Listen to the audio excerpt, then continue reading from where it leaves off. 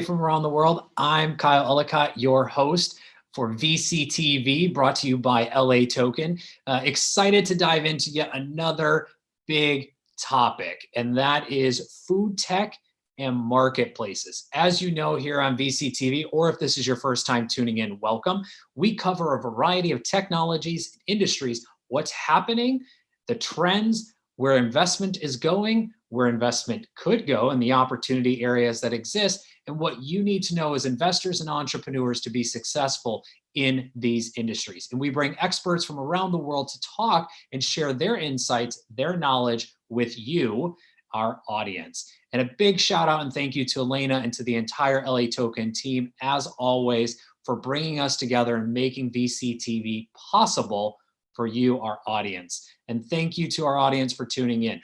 Now, today's episode, as I mentioned, food tech, marketplaces. We've talked about marketplaces and how things have changed pretty dramatically in the last 6 months, and even more so over the last 12. Things have gotten more localized. Things have shifted towards e-commerce, but food tech. Now, food tech, we've seen a lot of changes and just some big insights on some recent headlines for those that are paying attention at home. We just had a big announcement with an Israeli startup that unveiled this week the world's first plant-based steak called Alt Steak. So if you weren't paying attention before, maybe I've got your attention now. Also, we've got food from wood. We've got insect-based foods, not just what we've known from the past, but now looking at flowers and ingredients in an industry that's looking to reach almost 1 billion globally by 2028. McDonald's, Starbucks, Nestle, Tyson, Chobani, the list goes on. Big major corporations have started entering this space, whether it's partnering with Impossible and Beyond Meats, two of the biggest names in plant-based foods, or companies like Zen Meats, that's just launched in China, developing crayfish. This is an industry to pay attention to. And if all that didn't get you excited, just know, according to CB Insights right now, by 2025, a stat we used a lot yesterday in yesterday's show around artificial intelligence, by 2025, 35% of plant-based consumption will be in China. China's food consumption, 35% by 2025 will be plant-based. Think about that with a 1.4 and 1.5 billion and rising population. And with that being said, let's dive into what this all means and how you can understand it, look at the trends, and be successful. And I want to welcome my co-host for the day, my exciting speaker who I've had the pleasure of speaking with a number of these topics and also has a lot of background in this area. And we were talking about it off show. Mark, good sir, welcome to the show.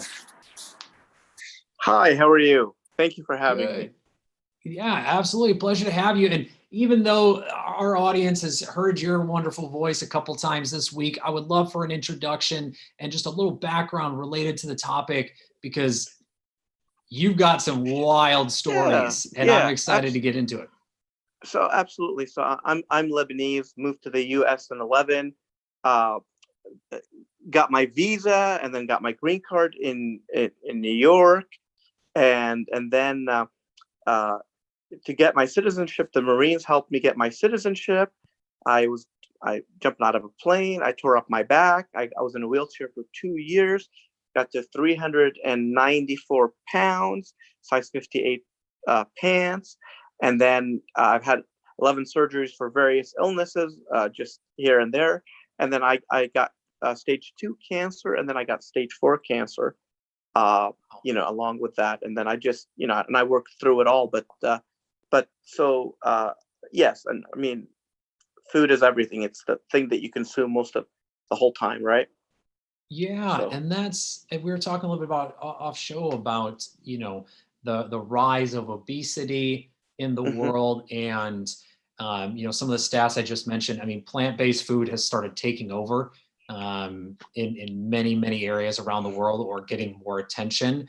And so, I mean, for you, is this something that you're seeing as a true trend? And actually, let me restate that. Not a trend, but this is something that's going to be a part of our lives, being plant-based food and eating, healthier foods based on and thanks to technology. Absolutely. I think it was huge to begin with, but I think with COVID now, it's obesity is everyone who's obese is really on a ventilator and not getting up or getting killed, and Mm. and then the rest are being fine if they're healthy and so forth. But when I look at this market, I always look at something which is unique.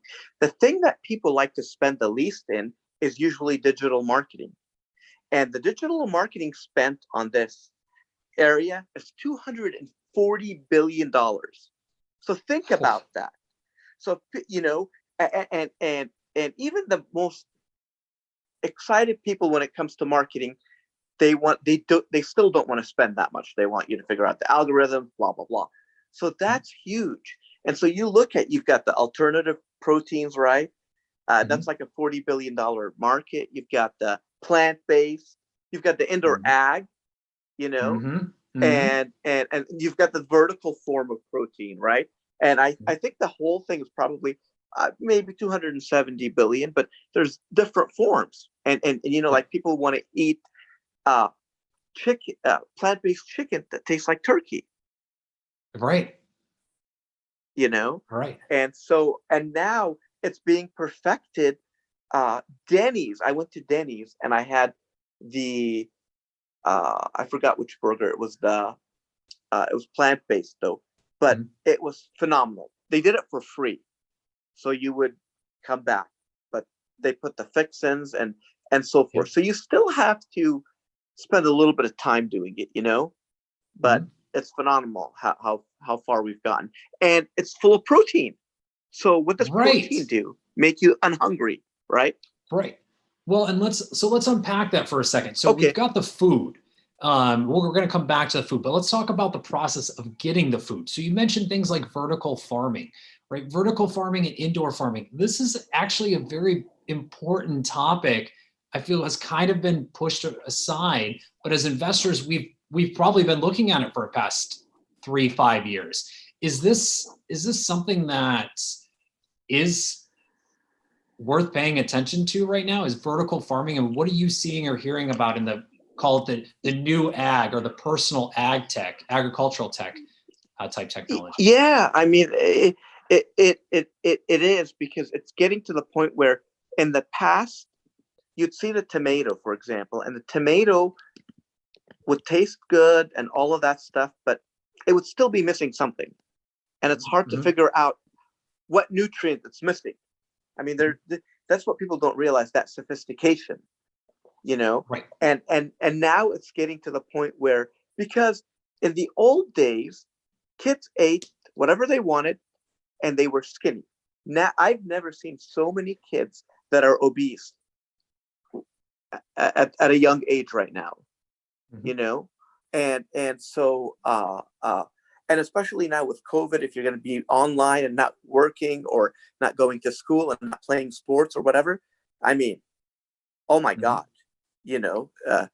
so absolutely, it's getting sophisticated to the point that they can do the macros, the micros, and so you've got people who have a hard time digesting protein, so they can have something that has less protein but enough for them to get the nutrients they need, but not cause them diabetes or thyroid issues, and that elevates. But that elevates the whole ag area, and it makes it more sophisticated. Where in the past it was like, whatever.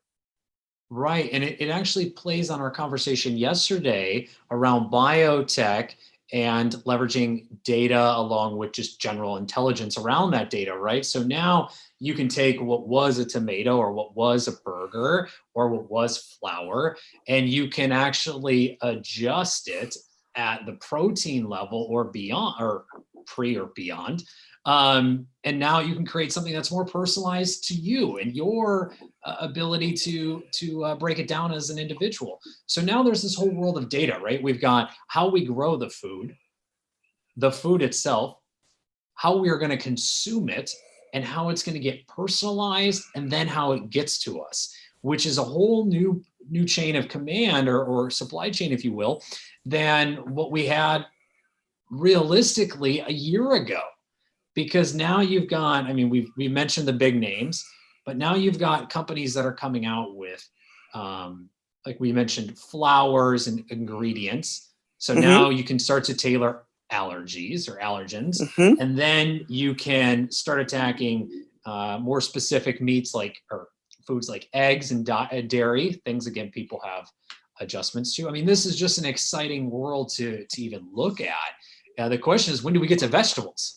You know, when do we get veggies that taste like Fruit Loops? Not that we Yes, need those, but yes, yes, and that's a little bit more sophisticated, and they're working on it. And I think they're getting there. But look at places like Filiberto's, for example, the burritos that are like $2.99 or $3.99 or $8.99, and they're like 10 pounds, right?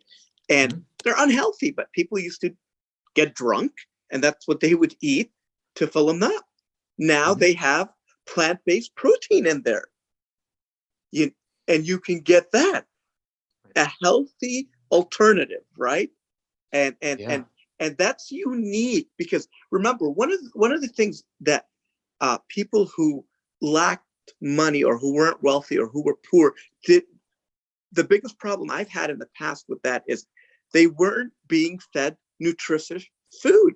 They were being fed things that are fatty, right? And processed. Yep. So that doesn't help them. That just makes them more sick. Right. Well, and now we're getting to the point of mass consumption, right? Or we'll say working towards it. I don't want to jump ahead too far, but now the costs of some of these alternatives, and welcome, Andrew. We'll introduce you here in just a second. The costs of these alternative foods are starting to come down and are starting to become affordable alternatives. Not fully.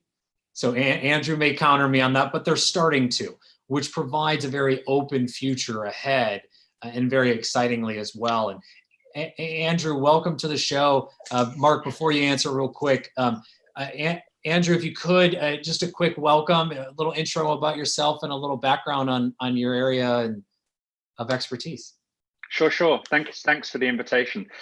So my name's Andrew Ive. I'm the general managing partner of a company called, or a fund called Big Idea Ventures.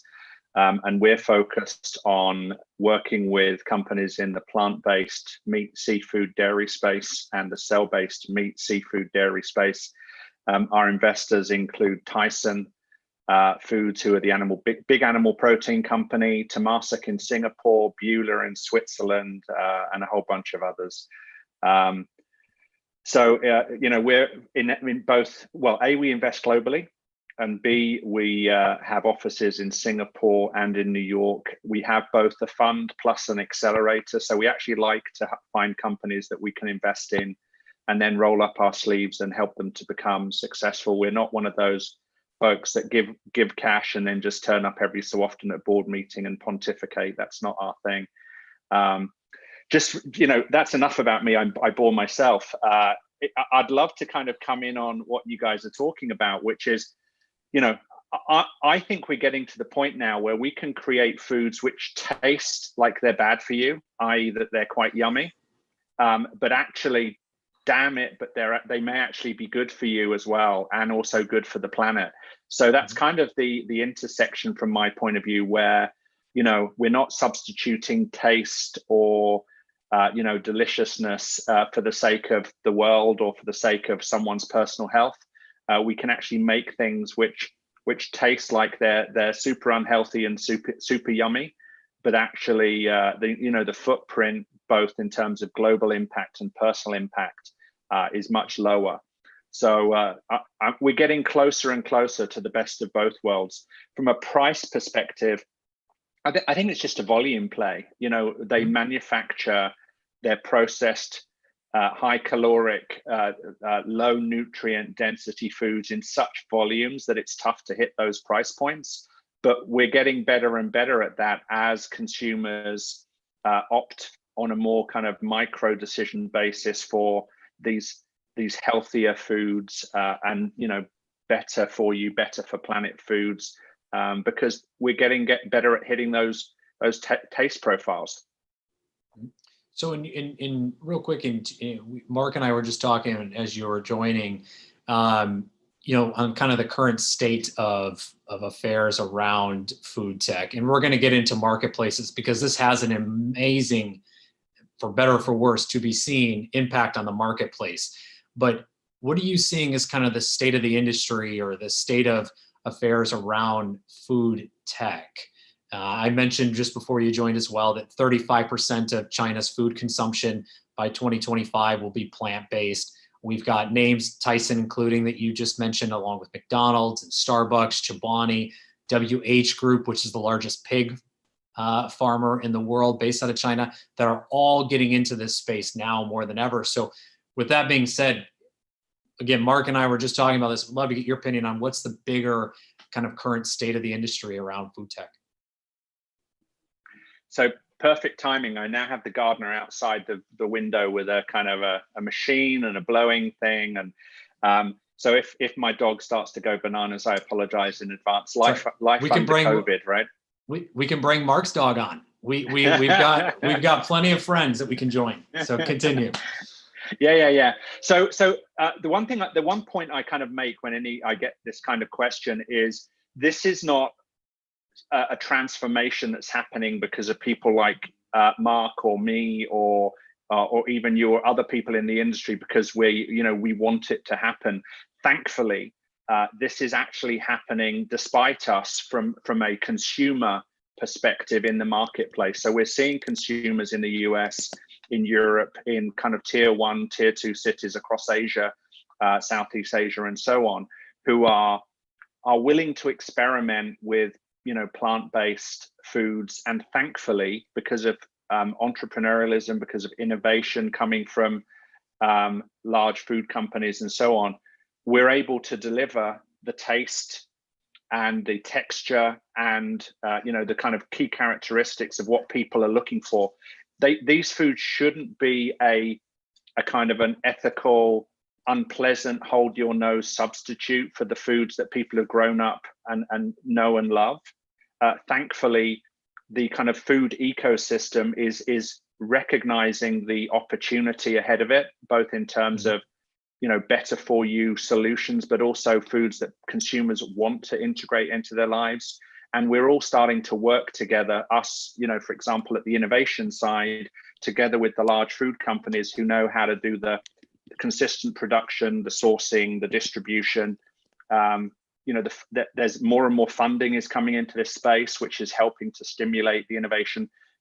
Slowly but surely, the different pieces of the machine are starting to work together across the industry. And we're very enthusiastic and optimistic about the opportunity for both consumers and the food companies in terms of profit, but also the planet. So we're excited. Yeah. Mark, anything else to add on that? I mean, again, we were already in conversation around this. So anything else to add on? Well, no, I just want to emphasize, texture is so critical. A lot of people will pass on something for texture. You can get the taste, but they'll pass on the texture. And yes, we're getting that perfected. Now, when you talk about price, I always say I don't like to compare apples to oranges. So if you're going to compare it to a White Castle 10-cent burger, it's expensive. But if you compare it to something comparable, the price is pretty good. The price is right there. Well, and it's in most cases too, it's healthier for you, which plays a big role into its impact, not just on the climate, but also in the world, but also on you and yourself and longevity that you may be working towards, which I think people are taking in some cases more as a higher importance now more than ever. And not just because of the shelter in place, but just in general. I think this was a trend we were bound to see for this next decade of 2020 to 2030 is that encouraged health, right? We saw it with health and wellness around wearables. We saw it as health tech in general, data was being provided to us and improving. Now it's about what we eat and consume and how that affects us as well. I use two letters, FG, and I always say feel good, and when my puppy gets a piece of carrot, he feels good. And now you can take what normally you wouldn't want to gift an 11 or a 12-year-old because you're like, you can just only have this once every few months because it's blah, blah, blah, right? Now you can give them a burger that's healthy, and they feel good, and you feel good giving it to them. Right. Which is a good party all around. And, you know, for both of you and even myself, a question I would love for us to discuss for a second is, you know, how are things advancing in this space? Plant-based meats in general are an advancement, but a lot is happening beyond that, right? Yesterday, Andrew, Mark, and I, along with some other great investors, spoke about the progressions in biotech. And we talked a little bit about getting into leveraging data to create new proteins and getting into the idea of synthetic creation. Is this something that we're seeing with food? What other advancements technically are we seeing with our foods around technology as well? So to all three of us, this is a good conversation to have. So yeah. Sure. Go ahead, Mark. So from my perspective, I have a Whoop, and it controls my sleep, my heart rate. I can tell you how I feel, respiratory, all of that. And it helps me track the food. And I'm able to see what makes me feel better, what makes me perform better, and affects me to the point where certain things will inflame my broken discs. Or inflame the tumor that I have in my neck. And so, so the food is so critical from that perspective. And then you have people like Rich Roll, who's, you know, did I think like a 4-minute mile or whatever. You're seeing now athletes perform exceptional on this. And that data is so critical because, you know, I always tell companies when I turn them around, I go, what I like to do is come in here and make sure each employee is feeling the best they can feel. If they are at the best that they can be, then that's all you can ask for, you know, and food allows you to do that. It's the one thing, even more than water, that you actually do. And if you're in meetings, you might be eating 20 times a day. Andrew, what do you say? I mean, I was doing some research pre-show and just got an article that it's Israeli startup, so Redefine Meat, was a big headline just yesterday that they released the first ever plant-based steak called Alt Steak, and it was 3D printed. And, you know, for those of us who grew up with Star Trek, this is something that we saw would just be digitized and food would be put in place in front of us. But sure. We're not there yet. We know that. But synthetics, 3D printing, what other advancements, or, I mean, are you seeing 3D printing? I mean, we've seen 3D printing pizza makers come and go. We've seen plenty in this space, but what is really there? Yeah. So from a food innovation perspective, you know, I've been involved in the space now for 6-7 years. I've probably made 70 seed stage investments across food and food tech. You know, I'm used to getting around 1,000 deals a year globally on the food tech, food innovation side. And, you know, there's a lot happening. You know, you name it, there's a lot happening from the kind of the algae side, microbes, texturizing. That's all right. You're fine. You're totally fine. So it starts at the ingredient end in terms of more and more innovative ingredients being used throughout the food production process. On the plant-based side, traditionally it's been soy, wheat, pea. We're starting to see companies that are expanding with their use of different ingredients across pulses, across different natural products. On the cell-based side, we're seeing some really cool innovations, and we're getting closer and closer to kind of commercially viable products developed on the cell-based side. We're seeing some really cool technologies coming through in fermentation. And biofermentation, which is kind of cool. We've got a company in our current portfolio, for example, of 25 companies that's doing a biofermentation of honey. So you can create honey at the cellular level, or down to the cellular level, so it looks and tastes exactly like honey, but it's a biofermentation process, which doesn't require the supply chain. It doesn't require the bees being treated or involved in the process at all.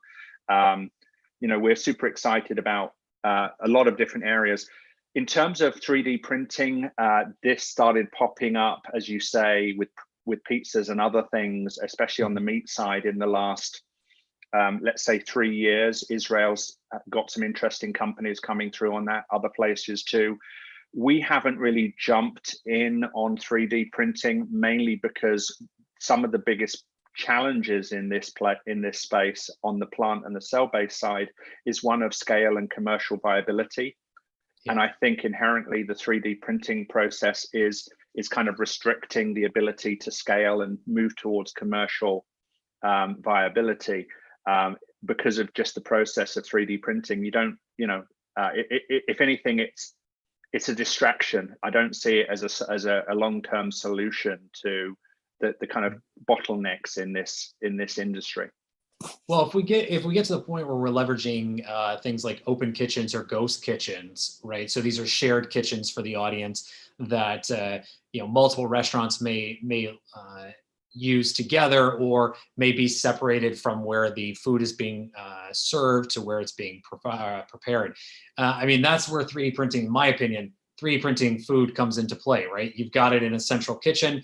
You can do what you need to and then serve it. But to put it in our homes, I'm with you. We're far off from that at this point as well. But coming back to a point you made, so you're excited about a lot of this stuff, and you mentioned 25 companies, but you also mentioned things all the way down to to the protein level, and no longer requiring the traditional production process.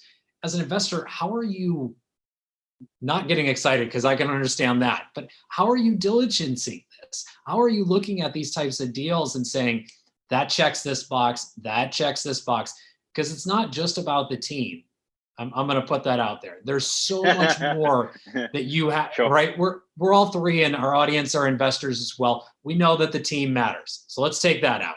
How are you looking at this? And Mark, I'm coming to you as well. How are you looking at these types of deals differently than, say, a mobile app or a SaaS-based platform? Because they are different and they require a lot more knowledge and research.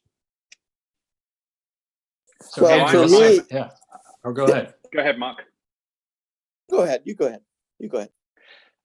Okay, a couple of things. One, thankfully, I'm surrounded by a lot of people a hell of a lot smarter than I am. I've got some great people on the team. We've got, for example, 3 food science scientists / PhDs who really understand a lot of the science and the technology. We've got a group of about 100 mentors across the food space who understand and have expertise in different aspects of the food industry, from the ingredient side all the way through. As you say, team is important. One of our biggest criteria is above and beyond team is the size of the vision or the size of the opportunity. So I don't mean size in terms of, is this a $7 billion industry, which is the typical slide that you see on a deck, but more so, what's the global potential for this technology? We're looking for, and this is a clue, we're looking for big ideas that have the capability of impacting not just the market they're in, but the global impact. We're focused on solving the world's greatest challenges by backing the world's best entrepreneurs. That's sort of our thing. So we're looking for technology that's going to have the maximum impact globally. And so that means we're looking for technologies, products, brands, companies that have the potential to be global platforms. And that's kind of what we're focusing in on. And as I said, I've got an incredibly good team. We've got 15 people in the company who are way smarter than me and educate me every single day and help me and the rest of the team to make smart decisions. One quick thing. Our business model is designed for us to reduce the downside risk and increase the upside opportunity, because we have an accelerator program in Asia and one in New York focused on actually global. But so what we do is we put a small amount of capital into a lot of great companies. We then work with those companies for 40 hours a week, every week for 5 months. So that's 800 hours of due diligence on every single company we invest in. And it's only after that 800 hours do we put in $1 million, $2 million, $3 million into these companies. So we use that acceleration process as probably the deepest due diligence a company is ever going to have pre-investment. And that helps us to not only, make smart decisions, but also make sure that the team functions well together, that we can see the kind of traction they're getting in the marketplace, whether they're getting the investors excited about them, etc. So that's 800 hours of time we spend before we put a 7-figure investment in. Prior to that, we're putting a $200,000 investment in these companies. Mm-hmm. And which is still a significant amount of money, but still, to your point, it's a smaller piece of the bigger pie that you're committing to in that. Mark, to you, same question. I mean, what are you looking at on the diligence side? Yeah, I agree with everything he just mentioned. I would add a few things, though, as I would say test before you invest. So the fermentation process is really huge for me. I look at that and how good that is. And then I usually try to get kids to try it if I can. What is it, first of all, right? And then is there a problem in the marketplace? Is it getting people fat? Is it this? What is it? Does it need to be replaced? And I've worked with Campbell Foods where they've missed stuff. I mean, I even like if a razor works well to shave you and just with a little bit of water, okay, well, in India, they might not have hot water, and this might only work with cold water. So who is your audience to, right? And how big is that audience? And then when they put it into their bodies, does it last, and so forth. So because I was 394 pounds and because I, was in a wheelchair, it's also a passion for me, not just from the money standpoint, but like that feel good. Is it going to make them feel good? And I truly believe, you look at anything, if it sticks, why do we love our iPhones? Because they're exceptional and they stick. And so I want to see that thing that really sticks, that tastes good, feels good. And people aren't like, well, it's so, and there's nobody better than kids. I use kids a lot because I feel like kids don't have blind spots where I may have a blind spot, Right. And I'm with you, and I'm smiling because Andrew just brought on his puppy, and I know yours is about to come out as well. And it's a wonderful thing to see on a Thursday. So, one thing I'll add to that, because I do agree with taste, it is a very important piece. I've seen many of these companies myself with other investors, and here we go. Number 2 coming on. We've got 2. And taste is a big issue, right? Yeah. So you mentioned texture, but taste. If you don't like the taste, that's a big kicker. That's a big red flag. But the thing to remember about taste is it's a process, right? You go back to some of the early plant-based things, they did not taste very well, but very quickly they iterated and now taste, in some cases, close to what you would expect having had the non-plant-based version. So taste is for sure. Second thing we've looked at in the past is research. We talked about this yesterday on the biotech side, right? Going through that research, going through case studies, going through to see the results of any testing that they've done or any trials they've done. And maybe on the scientific level, it's a little over your head, but you've got people like Andrew mentioned that are out there as experts that can help validate that stuff. But seeing that they've done testing, see that the results they've received gives you a sense to the big problem they may be solving, if it's really, really working. And the other thing I'll add too is that they're not just a big problem that's being solved, but it's something that people want, right? It's not just solving a problem, because a lot of what we're seeing in this industry doesn't just solve a problem. It actually provides a healthy replacement or a replacement or an alternative. So right? one thing I would add here is that there's certainly some really interesting science and technology involved in this space, cell-based and plant-based.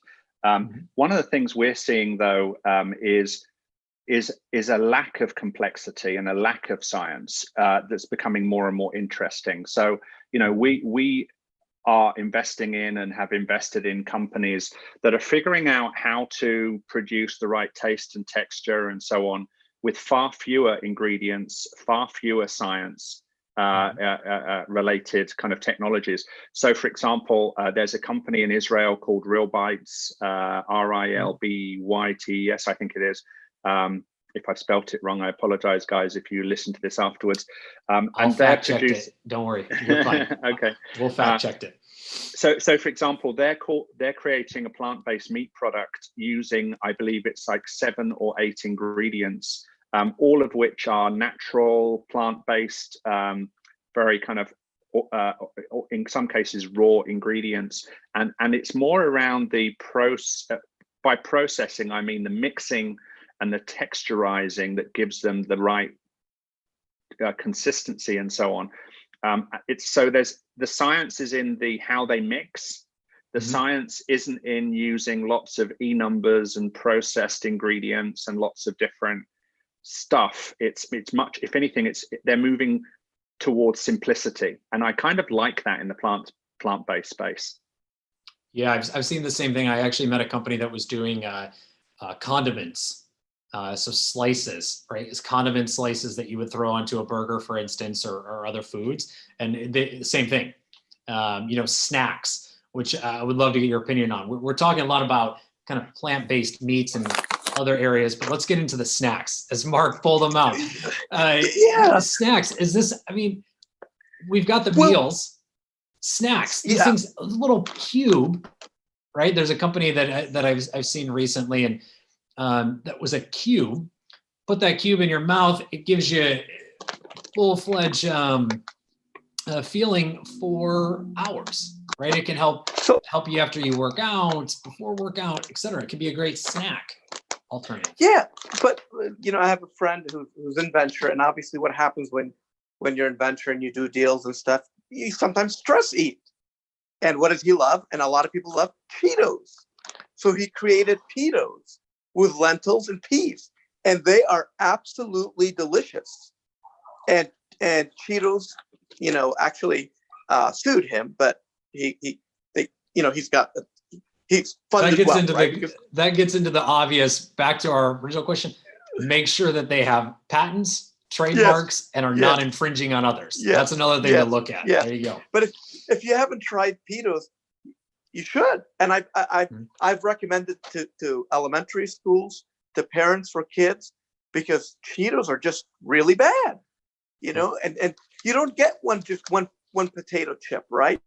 They eat the bag. But these things, they have classic cheese, they have you know, spicy hot, and then he's got like a Rad Cat team. He's done some cool marketing, and he's made some onion rings, and they're really cool. And he's got them in the vegetable section of like Ralph's and some of the nicer stores, right where you buy the lettuce.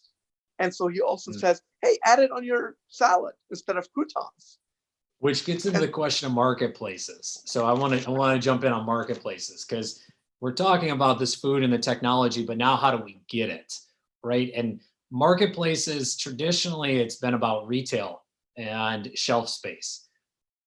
That's changing a little bit, but in 2 different ways. One, more shelf space is being allocated, I would argue, for plant-based alternatives. We'll just call it that. And marketplaces in general have changed now that we're buying more online and getting more delivered. What are you two seeing in trends, or how plant-based alternatives in food is changing marketplaces? So Andrew, we'll start with you, and we'll come back to Mark, since Mark's got his Cheetos alternative over there he's snacking on. And 8% of every bag you buy goes to his legal fighting fund against Cheetos. So that's good news. so from a marketplace perspective, it's a very difficult time to sort of really understand what's happening. And what I mean by that is the COVID situation is moving people much more towards direct to consumer and e-commerce than pure retail, because most of the retailers are trying to make sure they've got the core products on shelf and are maintaining their staples. We're certainly seeing a lot of the retailers and the food service companies introducing a lot of the plant-based, etc., products into faster onto their shelves. Direct to consumer is becoming really quite exciting.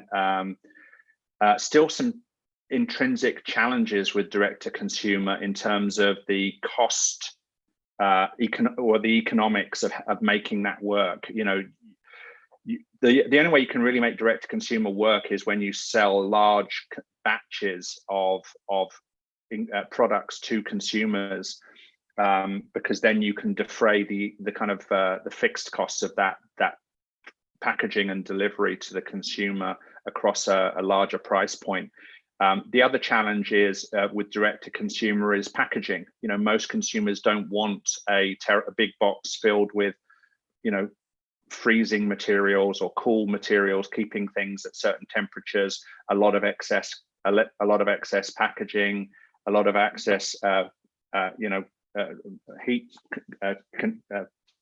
heat maintenance, etc. Yeah. So direct to consumer still got a lot of challenges, but it's one of the best ways of getting new products to market. Food service is also kind of an interesting category for us. It's often where we'll recommend a company goes first, because with food service, you'll get large orders, large volumes. You won't have to worry so much about sell-through like you do in a grocery store or in another kind of retail store, where if you don't sell a certain quantity in a certain period of time, you get taken off of the shelves.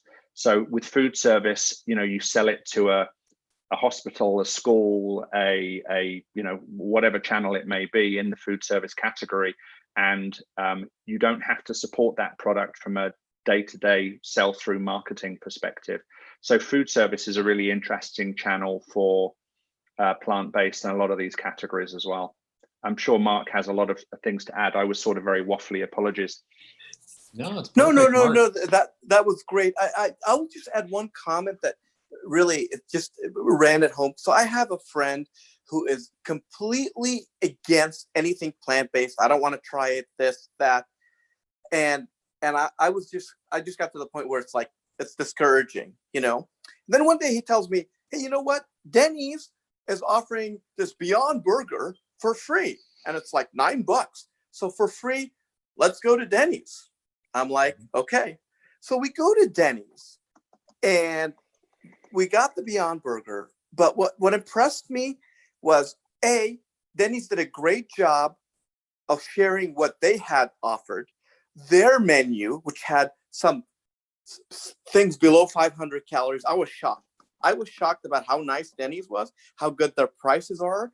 And you know, maybe I'm arrogant, maybe I'm self-centered, I don't know, but I was impressed. I hadn't even walked into that place before. And then they explained the Beyond Burger. They explained how they put the cheese, the lettuce. It was delicious. And I haven't stopped eating the Beyond Burger. And I went and I bought the sausage, and I bought this, and I bought that. And he's now eating that. And this guy wouldn't touch anything. So Beyond Burger has done a tremendous job to get people and to get it through restaurants to where now I think like Taco Bell, Del Taco, and maybe even some, I don't know if Burger King, but it's being offered at other Burger places, King, not just the supermarket. You know? just to clarify, so Burger King has Impossible. And you brought the subject up in the earlier show of, you know, 250, we'll just say over $200 billion in marketing spend around this industry, as you mentioned earlier, Mark. And these companies in the plant-based or just alternative foods have started partnering with big brands for distribution. So Denny's, we've got Starbucks, which is doing deals with both of some of the bigger names in different countries, testing different products.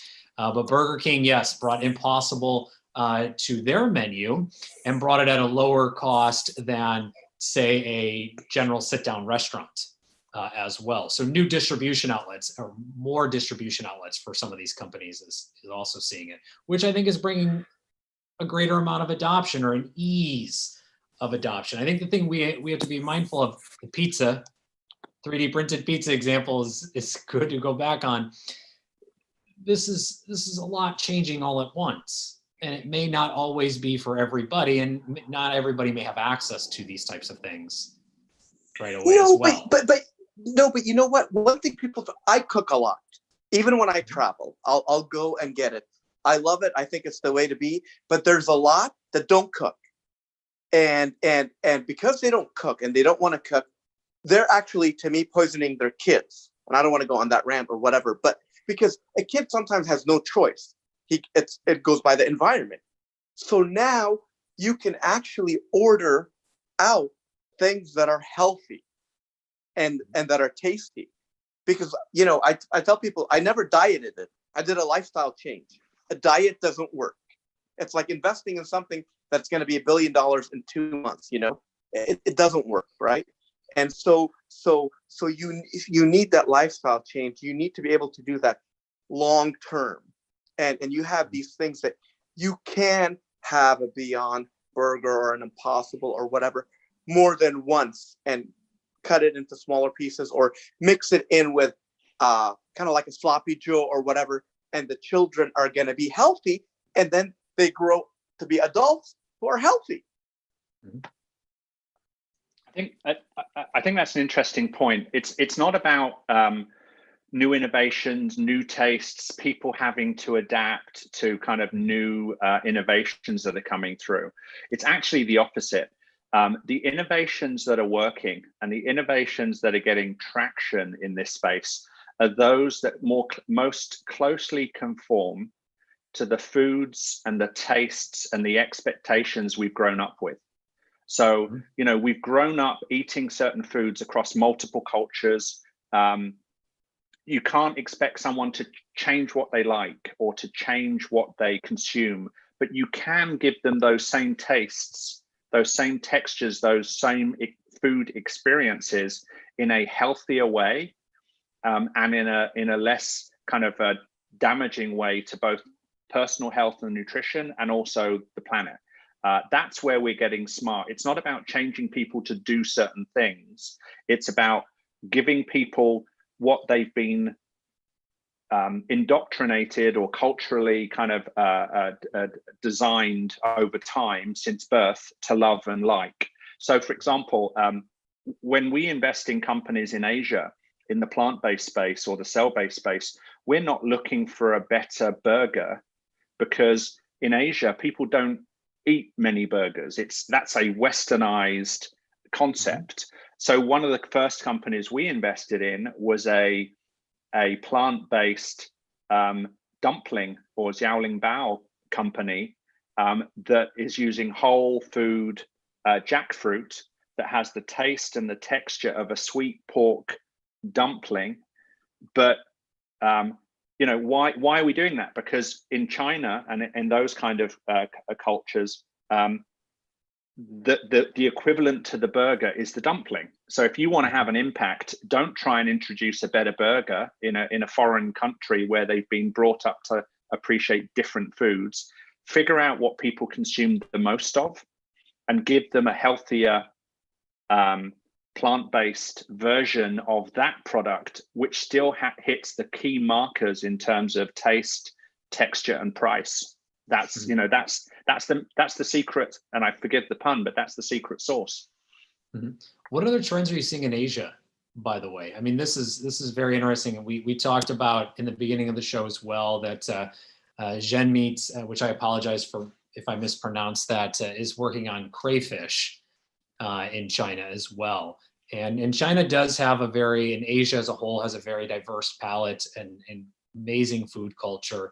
But to your point, it's very different region by region. across the world. So what are you seeing in terms of adoption or trends in the food tech space throughout Asia, in addition to the dumplings? Yeah, so GenMeat is one of our portfolio companies. We invested in those guys, crayfish, and also pork. We've probably got of the 25 companies, maybe half are maybe a little under half are Asian based. We're in terms of from a consumption perspective, tier one cities, i.e. the biggest kind of international cities, are having a love affair with the Beyond and the Impossible and the sort of westernized plant-based products that we all know and some of us love. We're also seeing more and more innovation around those core products that people kind of want to consume. So one way of approaching that, there's a company, for example, called Future Foods, and that's PHUTURE Foods. Those guys are creating a plant-based pork mince, and the reason why they're using have executed on a plant-based pork mince product is because in the Chinese Asian culture, pork mince is used in multiple dishes. So they're not wanting to create one item and get people to buy that one item like a burger. They're giving a mince product which you can use in multiple dishes, multiple executions. So that's one way around the fact that there is such a diversity of taste and format, is to go one step back from the execution to give people the raw ingredients that that they can then use in many ways across the spectrum or the rainbow of tastes and foods that is the Asia palette, right?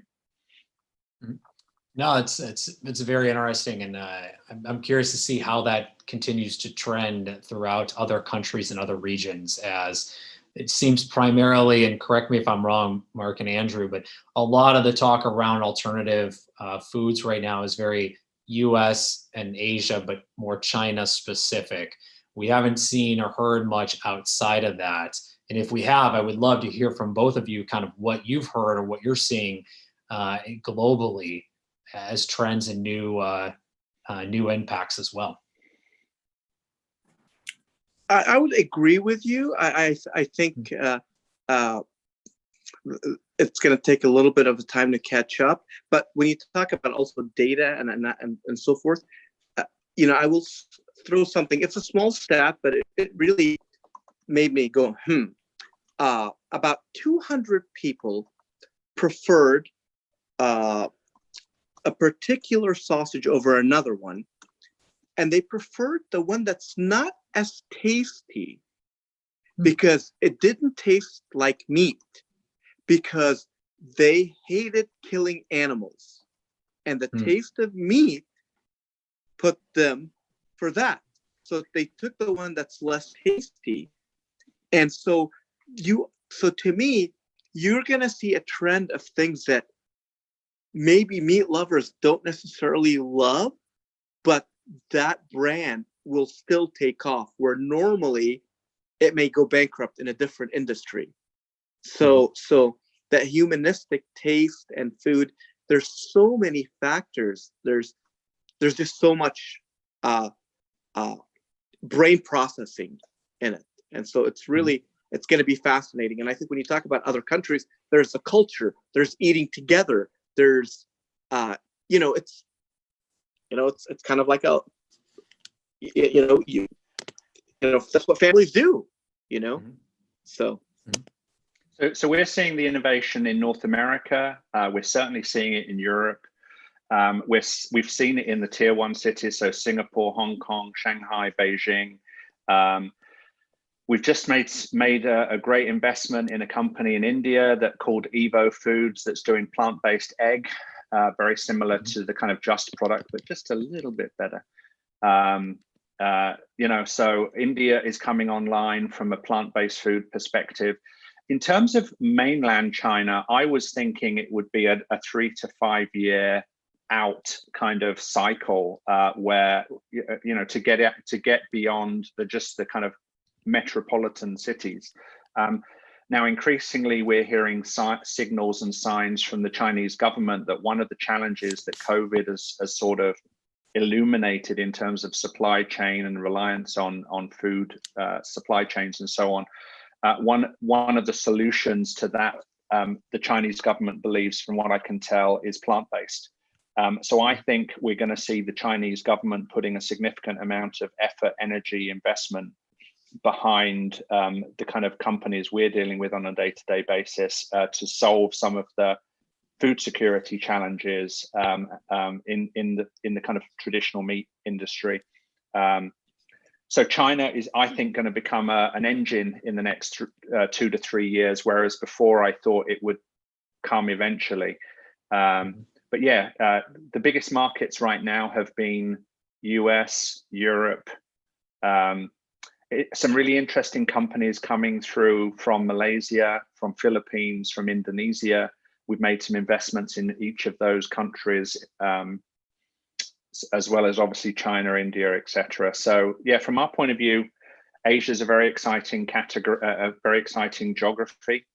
But again, I think one thing people need to remember is it's not about trying to westernize the palate of the Asian consumer. It's all about recognizing the different palates and the food, the traditional, the food traditions, and responding to those, traditions with relevant, tasty plant-based alternatives. Not trying to force, beyond or impossible down their throats because we happen to have that product available. Which brings us to the lightning round. So we're coming to the top of the hour. I've got a few more questions, and on that topic, as investors, what should we be watching for? What should we be mindful of when it comes to doing diligence on this industry? What are some key quick red flags if an investor is looking to get into the space or an entrepreneur is building in the space that they need to make sure they have those boxes checked? Because there's a lot, as we talked about earlier, what to look at. So from an investor standpoint, what is a red flag quickly for you when looking at a company that says they're in the food tech space, for instance? And we'll start Andrew or Mark, excuse me. Go ahead, Mark. Lack of expertise or showing me something that's less advanced than what they said it was. All right. Bye, Andrew. Single founders are often a challenge. So we've seen from a data perspective that single founders might have the best business model in the world, might have the best product in the world, but starting and growing a company is such a tough thing to do that somebody that wants to own every element of it, and then often that doesn't scale well. So single founders need a lot of due diligence to make sure that they have what it takes, and also are wanting to let go of some of the strands of the business and are prepared to pass it on to people smarter than themselves. And with that, what will it take for companies to survive in this space? You both have kind of touched on this at one point, but I would love to get 1 or 2 points from each of you that the audience can walk away with, that a company to survive in the future of food tech, what is 1 or 2 things they need to have or need to be focused and do correctly to survive the test of time? So Mark and then Andrew. Understand the market. Andrew? Wow, I was going to say almost the same thing. Listen to the consumer and let them be the final arbiter. The second thing, and this I've seen this so many times across all of the companies I've invested in, one of the big reasons why they fall over is not knowing how to scale. So scaling the business is often where they fall over and die a horrible death. So figuring out how to scale the business and keep the product good quality, consistent, healthy, etc., is a big challenge. Thankfully, there are folks like us and Mark and others who can guide them in that. And also, it's capital intensive, so I'll add that as well. this is a capital intensive business in most cases. So scaling is also going to require more capital in most cases. So for investors that are looking at this and companies that are building, make sure that you understand your capital constraints and your capital necessary to build a company of this size, because you're not just feeding one person, you're not just feeding a family, you could be feeding an entire region or more. And the scale on that, we've seen companies almost die or completely fall off because to Andrew's point, scaling was not considered when it came to financing.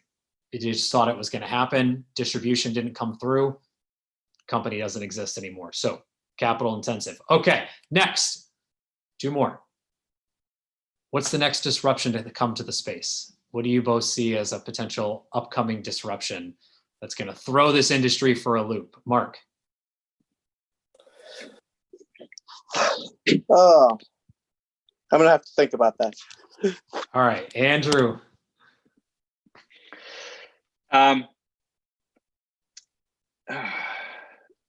So many different aspects, so many different things that are sort of coming along.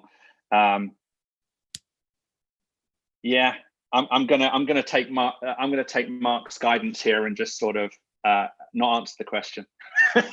All right. Really sorry. No, look, we talked about a lot in this show. Go ahead, Mark. You know what? It's figuring out something that will actually feed the person's body and make them healthy. Now with COVID, with so forth, like I am a big proponent of turmeric and curcumin, and I push that to everybody, and I tell them it really works for arthritis, for this.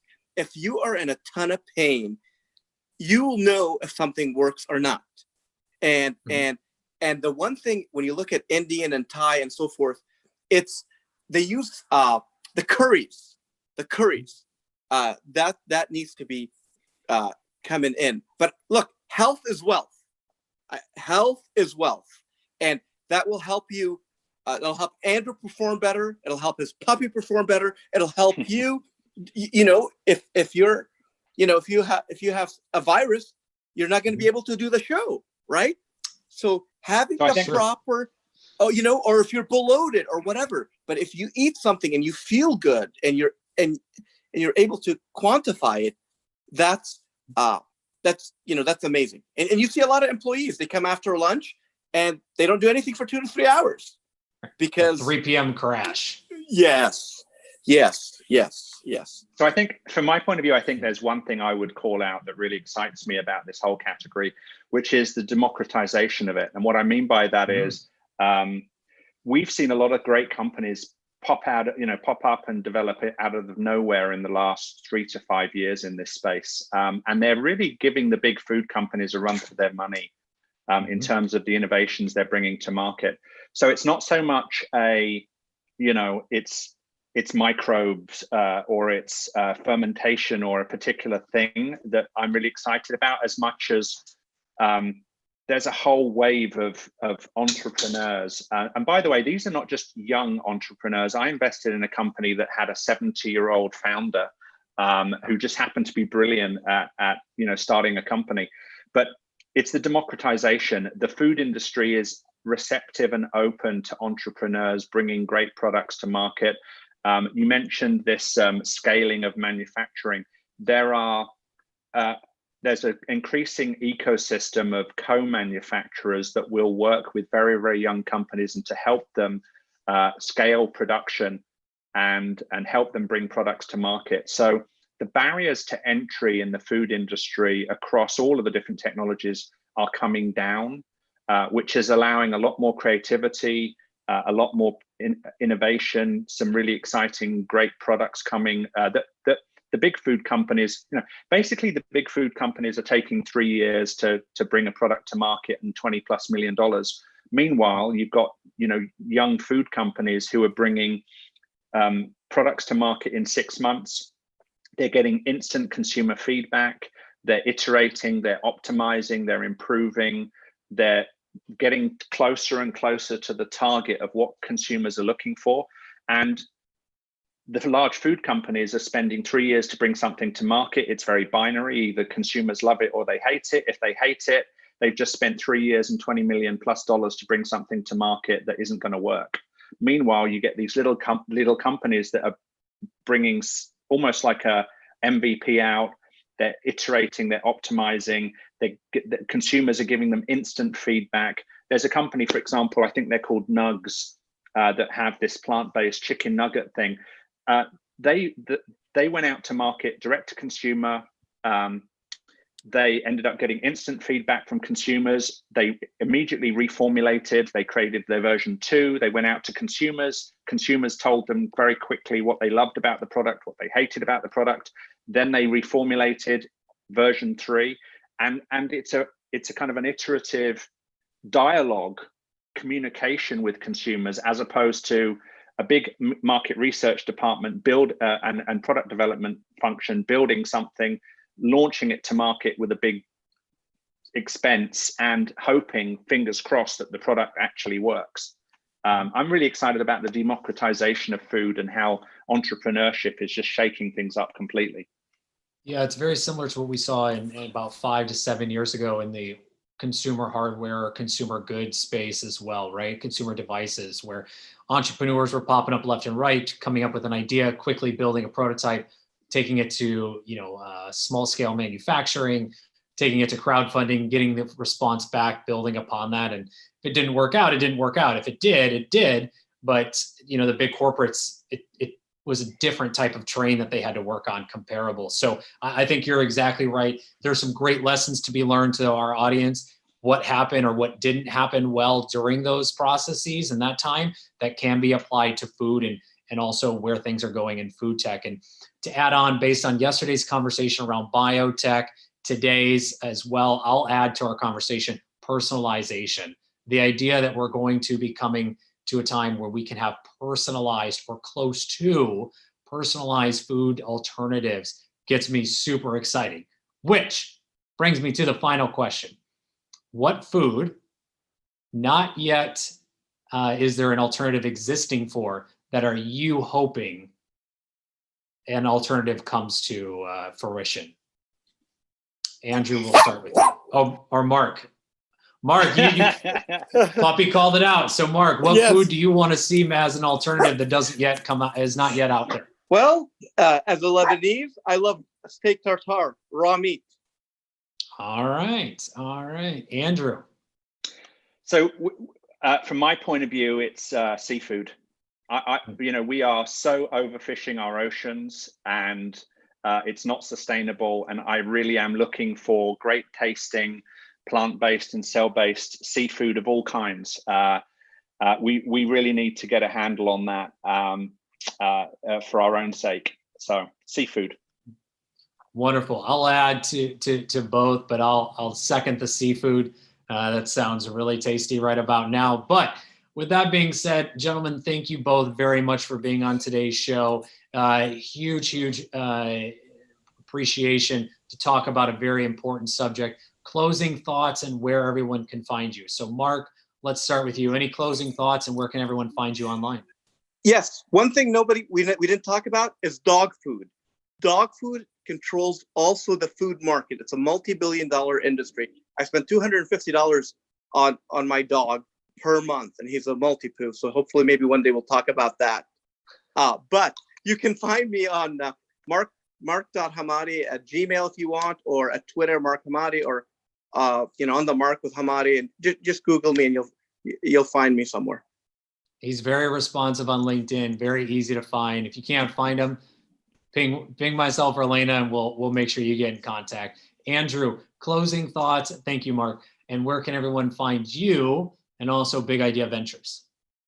Yeah, great. Thanks. Closing thought, back to the democratization of food. If something doesn't exist and you want it, don't wait for somebody else to do it for you, sitting on your sofa and just sort of complaining. The barriers to entry to create great food are far lower than it's ever been. Get out there, reach out to me, reach out to Mark, Kyle, others in the industry. By the way, the food industry is probably the most supportive industry of each other. It's super not competitive. If you want to bring something cool to market, there's many people that will help you, us included.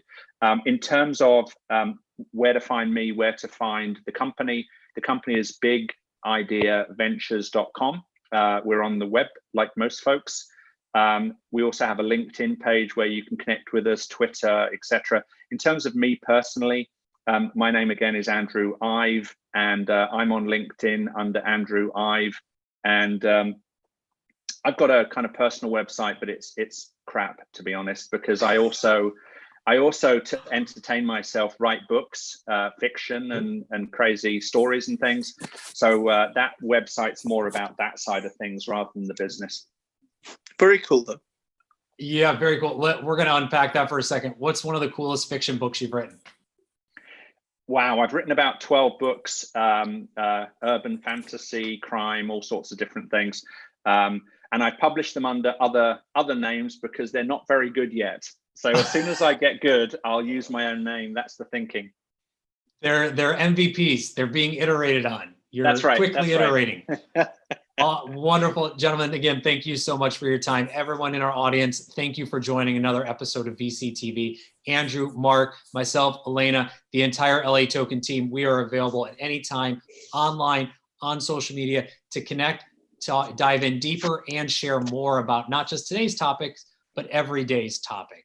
And so with that being said, if you like today's episode, go ahead and click the subscribe button, give us a thumbs up, and we'll see you back here tomorrow for another edition of VCTV as we go deeper into fundraising during this current era and where things are going with fundraising over the next 6 to 12 months. Thank you again, Elena. Thank you, LA Token, Mark, Andrew, our audience, everyone. I'm Kyle Ellicott. See you back here tomorrow on VCTV.